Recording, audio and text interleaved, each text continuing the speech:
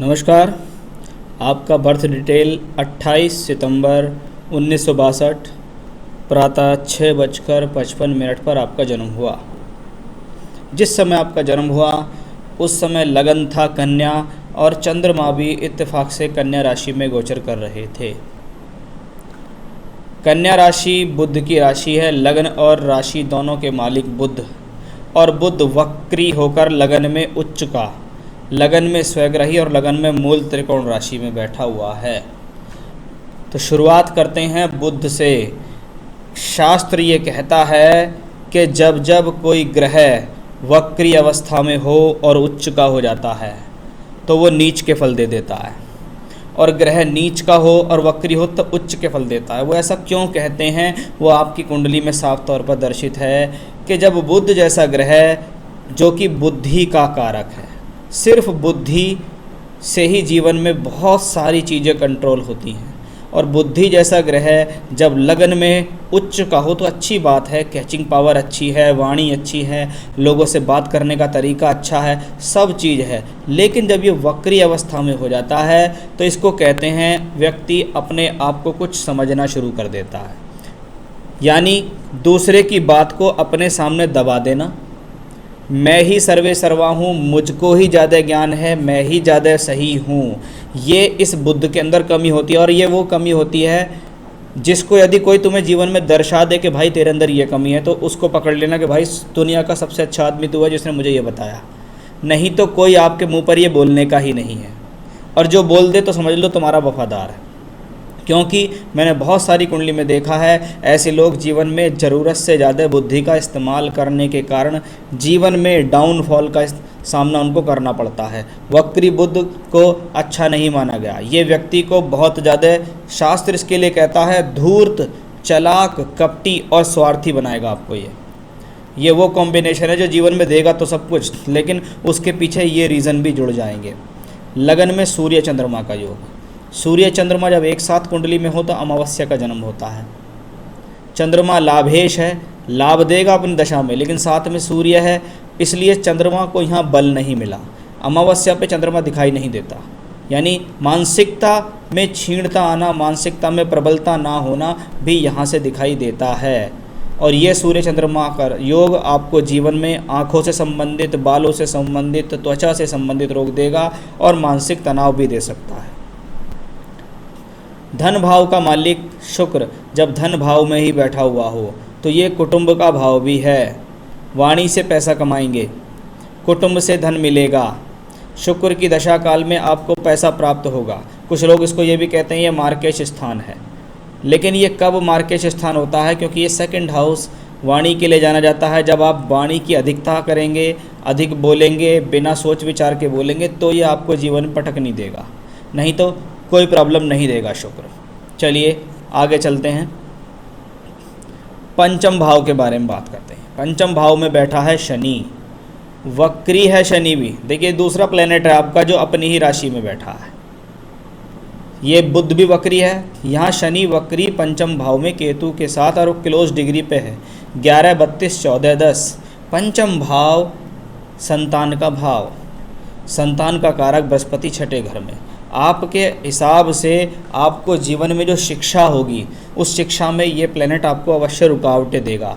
मैंने अधिकतर देखा है रुकावट के बाद शिक्षा कराने का योग। एक बात। दूसरा, संतान देता है, संतान प्राप्ति में देरी देता है, ये आपके कुंडली से दिखाई देता है, बाकी पत्नी की कुंडली से ज़्यादा इसको हम देखते हैं। अब ग्रह पंचम भाव बुद्धि स्थान में बैठे, राहु केतु अक्ष पे हो, जब जब आप अपनी बुद्धि का ज़रूरत से ज़्यादा इस्तेमाल करेंगे ये आपको नुकसान देगा। शनि इस कुंडली में षष्ठेश भी है। अगर ये ज़रूरत से ज़्यादा बुद्धि का इस्तेमाल करा रही है तो षष्ठेश है, छठा घर, रोग, ऋण, रिपु, आपको बीमारी भी दे सकता है ये प्लेनेट, झगड़ा झंझट दे सकता है, शत्रु आपके सामने खड़े हो जाएंगे, ऋण कर्ज हो सकता है आपके ऊपर, रिपु यानी आपको शत्रु आज के समय में क्या है, या तो मार्केट में कंपटीशन है या आपके ऊपर कोई झगड़ा है, झंझट है, कोर्ट केस है, ऐसा। यानी जीवन में शनि की दशा ये सब देने में सक्षम है।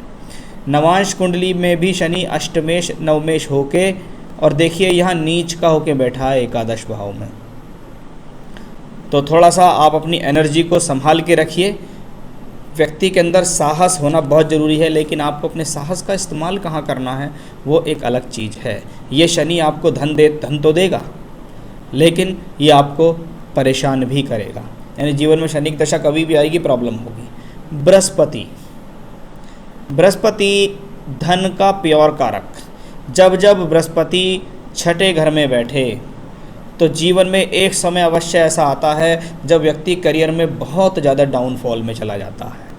इसको कहते हैं कोष का कारक जब छठे घर में पहुंचा हुआ हो तो व्यक्ति को धन को लेके तगड़ा झटका लगा सकता है। ये आपका बृहस्पति तो यहाँ भी नवांश में भी नीच का हो गया। अब ये सप्तमेश है, पार्टनरशिप कर ली, नुकसान हो गया, पार्टनर ने धोखा दे दिया। या ये है लाइफ पार्टनर का भी, लाइफ पार्टनर का मालिक भी छठे घर में हो तो पत्नी से भी संबंध को इतने अच्छे नहीं होते। अब बृहस्पति चतुर्थेश है, चौथा घर भूमि जमीन जायदाद वाहन सुख, स्वयं के बल पर मकान बनाने में जद्दोजहद होती है और जीवन में भूमि जमीन जायदाद से संबंधित प्रॉपर्टी से संबंधित झगड़ा झंझट कोर्ट केस आदि का भी सामना व्यक्ति को करना पड़ता है, वो भी यहाँ साफ तौर पर दर्शित है। मंगल जैसा ग्रह जब दशम भाव में बैठे, तीसरे घर का मालिक मंगल दशम में बैठा है, कर्म के लिए जद्दोजहद करा रहा है, व्यक्ति पूर्ण मेहनत से लगा हुआ है कि चाहे कुछ भी हो जाए मैं हिम्मत नहीं हारूंगा, और उस हिम्मत से वो जीवन में विजय भी हासिल करता है। लेकिन 10वां घर कर्म का घर है, जब 8वें का मालिक कर्म स्थान में बैठता है तो ये वो प्लैनेट है जो आपसे गलत कर्म करा सकता है। गलत कर्म का सेंस मेरा ये है, अलग अलग लोग हैं दुनिया में, कोई नंबर 2 से भी पैसा कमाता है, कोई अंडर टेबल पैसा कमाता है, कोई रिश्वत से, लेकिन शास्त्र इसको एक गलत कर्म कहता है कि ये मंगल जो आपके दशम भाव में बैठा है ये आपके कर्म को गड़बड़ कर सकता है, आपसे कुछ ना कुछ कर्म वाइज ऐसी गलती करा सकता है जो आपके प्रोफेशनल लाइफ में भारी पड़ेगी। इसलिए सावधान रहिएगा। कुंडली में बहुत सारे अच्छे योग दिखाई दिए, लेकिन उन अच्छे योगों की हर बार कोई ना कोई काट हो रही है। तो ये एक मज़ेदारी वाली बात नहीं रही कि व्यक्ति जीवन में मेहनत कर रहा है, कमा रहा है, अच्छा अर्जन कर रहा है, कहीं ना कहीं उसकी भूमि प्रॉपर्टी में ठिकाने लग गए पैसे, कोई उसके पैसे लेकर चला गया, कहीं उसको झगड़ा झंझट हो गया, कहीं उसके कोर्ट केस में आदि में पैसे लग गए, तो कमा भी रहा है लेकिन व्यय लगातार हो रहा है। तो वो कॉम्बिनेशन आपके इस चार्ट में मुझे अब तक दिखाई दिया जो एक अच्छा योग नहीं है। आज के समय में देखें, शनि वक्री हैं आपकी कुंडली में, केतु के साथ हैं, शनि के ऊपर शनि चल रहा है, राशि है कन्या। मैंने अपने चैनल पर एक वीडियो डाला था, उस पर मैंने कहा था कन्या राशि से पंचम में आ रहे हैं शनि, शनि की पनौती है। कुछ लोगों ने उस पर कमेंट किया ये नहीं है वो नहीं है, लेकिन ये पनौती है। चंद्रमा से पंचम में जब शनि आता है तो शास्त्र कहता है ये पनौती इसलिए है क्योंकि ये चंद्रमा से पंचम आपके बुद्धि का भाव है। आप जब अपनी बुद्धि का ज़रूरत से ज़्यादा इस्तेमाल करेंगे, बुद्धि को कुबुद्धि में बदलेंगे तो आपका नुकसान होगा। इसको कहते हैं डिसीजंस से नुकसान होना। और इस शनि को मंगल भी देख रहा है, यानी सारा का सारा सार इस कुंडली में पंचम भाव में छुपा हुआ है। पंचम भाव अधिक प्राप्ति के लिए, लालच के लिए, पैसे के लिए मैंने कोई ना कोई ऐसी गलती कर दी जिससे मुझे नुकसान हो गया। चलिए बात करते हैं दशाओं पर कि शनि ने तो सब कुछ बता ही दिया आपकी कुंडली ने। शनि की ही महादशा आपको चल रही है 2016 से। शनि के बारे में बात हम कर चुके, शनि में शनि चली गई, शनि में बुध आ गई, दिसंबर 19 चला गया, 2020 की शुरुआत हुई और शनि में बुध आ गया। बुध लग्नेश होके लगन में, लेकिन उच्च का वक्री, ये वही बात हो गई। और देखो उसको मंगल की चौथी दृष्टि भी है। एग्रेशन में ना आए, जल्दबाजी से बचें, किसी के चढ़ावे में ना आए। कभी कभी व्यक्ति क्या होता है दूसरों के द्वारा कहने के ऊपर एकदम जोश में आ जाता है और फिर गलती कर लेता है, क्योंकि यहाँ मंगल बहुत काम बिगाड़ रहा है। बुध तो वक्री है ही है, बुध तो ये आपको दर्शाएगा, चेष्टा बली बनाएगा, और चाहिए और चाहिए और चाहिए, ऐसा आपके मन में दर्शाएगा। अब यहाँ मंगल ने बुध को भी देखा, यहाँ मंगल ने शनि को भी देखा, और शनि में बुध की दशा आ गई। और इस समय जो है दशा चल रही है शनि में बुध 2022 के अगस्त तक। इसका मतलब ज़रूर आपकी लाइफ में कुछ ना कुछ ऐसा हुआ है जिसमें आपने कोई बड़ी गलती करी है, उस गलती का खामियाजा आपको भुगतना पड़ेगा, एज ए नुकसान भी भुगतना पड़ेगा। वो इसलिए है क्योंकि शनि सिक्स्थ लॉर्ड भी हैं, मंगल अष्टमेश हैं। कभी कभी कहते हैं एक छोटी सी चूक व्यक्ति को परेशान करती है। आपने कहा कोर्ट में, शायद गलती से 20 जून लिख दिया है, 20 जुलाई 2020 की डेट है, सील लगी हुई है, खुलने के लिए खुलेगी या नहीं, कोर्ट केस चल रहा है, क्या सज़ा तो नहीं होगी? चलिए इसके बारे में बात करते हैं। यानी प्रॉपर्टी से रिलेटेड कुछ काम हो सकता है कि उस पर सील लगा दी हो, या फैक्ट्री पे या काम पे सील लगाई है, लेकिन मैं यहाँ ये बिल्कुल नहीं कहूँगा, क्योंकि मैंने जीवन में बहुत कुंडलियाँ देखी, उससे मुझे यहाँ साफ तौर पे पता लगा कि भैया प्रॉब्लम तो है, और वो प्रॉब्लम आपने खुद न खुद अर्जित की है। अब देखते हैं समाधान क्या है। शनि में बुध की दशा आ गई, दशा का एक्सेस एक पंचम में, एक यहाँ कोई कहेगा स्वग्रही है उच्च के, लेकिन यही दशा प्रॉब्लम भी दे रही है। अब चल रही है 20 जुलाई की आपकी डेट है, दशा आ गई शनि बुध शुक्र, दिसंबर 20 तक, 1 जुलाई 20 से दिसंबर 20 तक पंचम में शनि है, शनि के ऊपर शनि चल रहा है। थोड़ा सा मैं ट्रांजिट का भी इस्तेमाल यहाँ करूँगा कि गोचर में प्लेनेट कहाँ चल रहे हैं। कन्या लगन में गोचर दशम भाव में राहु केतु एक्सेस पे चल रहे हैं, यानी बुध जब अपने स्थान में दशम में चले, वो कहीं ना कहीं पूरी तरीके से कोशिश कर रहा है कि जी आपका काम हो जाए, आपको फ़ायदा मिल जाए। मैंने शुरू में ही कहा था कि शुक्र जैसा ग्रह वार की प्रत्यंतर आपको चल रही है, वो धन भाव में बैठा हुआ है, इसका मतलब सील खुलेगी, पहली बात। दूसरा, कोर्ट केस चल रहा है, सज़ा तो नहीं होगी, यहाँ कोई लॉन्ग टर्म की सज़ा का कॉम्बिनेशन नहीं, लेकिन जब षष्टेश का रोल आता है, हो सकता है 1-2 दिन के लिए आपको जाना पड़े, लेकिन मुझे यहाँ लॉस बहुत दिखता है। इसको कहते हैं कि कहीं ना कहीं आपका पैसा खर्च हुआ है, चाहे वो वकील को खिलाने में हो, चाहे जज को देने में हो, चाहे किसी को रिश्वत देने में हो, लेकिन बिना पैसे के नुकसान, बिना आर्थिक नुकसान के आपको फ़ायदा नहीं मिलेगा। दिसंबर 2020 तक शनि बुध शुक्र चल रही है, इसमें सील खुलेगी, आर्थिक नुकसान होगा, काम चलना फिर से शुरू हो जाएगा। जहाँ तक जेल योग की बात है, 1 या 2 दिन के लिए मैं ऐसा कह सकता हूँ, क्योंकि बड़ा लॉन्ग टर्म का कोई इसमें योग नहीं होता, पर इसको कहते हैं कि उन्होंने कहा कि नहीं आपको इतना तो सर रहना ही पड़ेगा, आपकी ज़मानत इतनी जल्दी होगी नहीं है, क्योंकि इसमें ऐसे कॉम्बिनेशन है। कोर्ट केस चल रहा है, क्या सज़ा तो नहीं होगी? सर कोर्ट केस तो यहाँ दिख ही गया है, हो सकता है ये कोर्ट केस आगे तक भी आपको चलता रहे। कब तक? 2022 के अंत तक चलता रहे। बस फ़िलहाल के टाइम पे वो कहें चलो अपनी वो खोल लो फैक्ट्री, उस पर काम करना शुरू कर लो, सील हटा दो, लेकिन केस के भरपाई के लिए आपको आना पड़ेगा। व्यापार की प्रॉपर्टीज़ सील लगी हुई है, क्या खुलेगी? व्यापार चलेगा या नहीं? हाँ व्यापार चलेगा, सील हटेगी, समय इसमें लगेगा, लेकिन दिसंबर 20 से पहले पहले सील हट जाएगी, व्यापार चलना भी शुरू हो जाएगा। लेकिन मुझे लगता नहीं है कि कोर्ट केस आपका ख़त्म हो जाएगा, आपको आर्थिक नुकसान यहाँ पूरा दिखाई दे रहा है। बच्चों का काम चलेगा या नहीं? अगर चलेगा तो कब तक? देखिए वो बच्चे की इंडिविजुअल कुंडली से पता लगता है। आपकी कुंडली से बच्चों का हेल्थ, बच्चों का फ्यूचर, बच्चों की प्रोफेशनल लाइफ, बच्चों की मैरिड लाइफ पता नहीं लगेगी। क्या पता लगता है यहाँ से? पता ये लगता है कि क्या बच्चे आपको जीवन में सपोर्ट करेंगे या नहीं।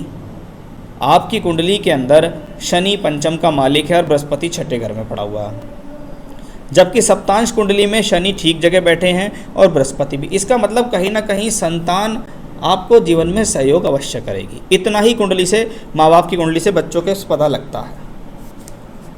कोई बीमारी तो नहीं होगी, सेहत कैसी रहेगी? हाँ मैं कह सकता हूँ कि शनि वक्री हैं, बीमारी हो सकती है। ये बीमारी आपके गलत खान पान, गलत दिनचर्या की वजह से हो सकती है, तो उसका आपको खास ख्याल यहाँ रखना होगा।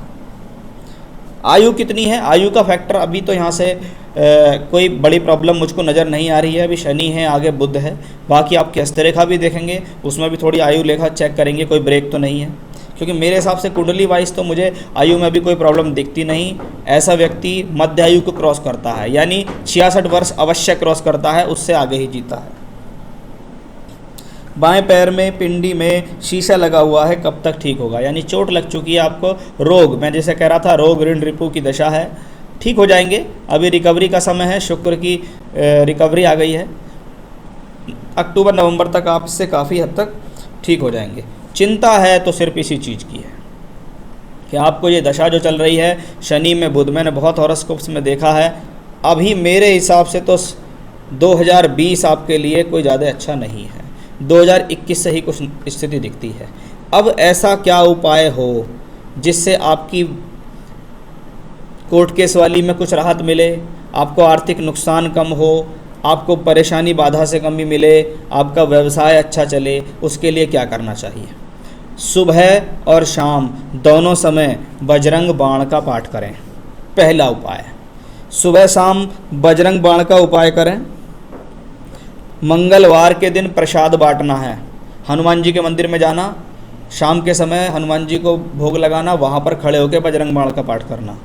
फिर शनिवार की शाम को सरसों के तेल का दीपक का दिया मिट्टी के दिए में पीपल के नीचे जलाना है, सूर्यास्त के बाद वहाँ पर खड़े होकर फिर बजरंग बाण का पाठ करना है।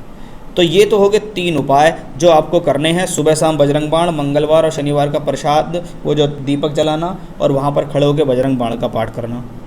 ये कोर्ट केस में विजय मिले, आर्थिक नुकसान सम्मान हानि से बचें। शनिवार के दिन, जैसे अभी शनिवार है, शनिवार के दिन शाम के समय सूर्यास्त के बाद चमेली के तेल का दीपक जलाओ, हनुमान जी की मूर्ति के सामने घर में उनके सामने भोग लगाओ और एक बार में बैठकर सुंदरकांड का पाठ करो। और मैं समझता हूँ ये पाठ आपको अपने जीवन में अगर आजीवन डाल लोगे तो शायद इन सब चीज़ों से बचते चले जाओगे। तो सुंदरकांड का पाठ भी आपको सिर्फ सैटरडे के सैटरडे इवनिंग में चमेली के तेल का दीपक जला के आपको करना होगा बस। बाकी किसी प्रकार के रत्न पहनने की सलाह मैं आपको यहाँ नहीं दे रहा हूँ, क्योंकि ऑलरेडी बुध बहुत परफेक्ट है, शनि अपने आप में उत्तेजित हो रहा है। ना तो पन्ना पहनो ना नीलम पहनो, जो पूजा है वो करो, क्योंकि मैं समझता हूँ ईश्वरीय पूजा में ज़्यादा शक्ति होती है। स्टोन थोड़ा थोड़ा पुश करते हैं, लेकिन ईश्वरीय शक्ति, मंत्र, उच्चारण, ये सब चीज़ें अपने आप में बहुत ज़्यादा बलिष्ठ होती हैं। तो ये था आपका हॉरोस्कोप का एनालिसिस। आपने जो सवाल पूछे हैं उसके बारे में जवाब दिया। उपाय ज़रूर करिएगा श्रीमान जी, अगर आपको भविष्य में इन चीज़ों में नहीं पड़ना है। नमस्कार। और फिर देंगे हम आपको आपकी हस्तरेखा विश्लेषण 2 से 3 दिन के अंदर अंदर।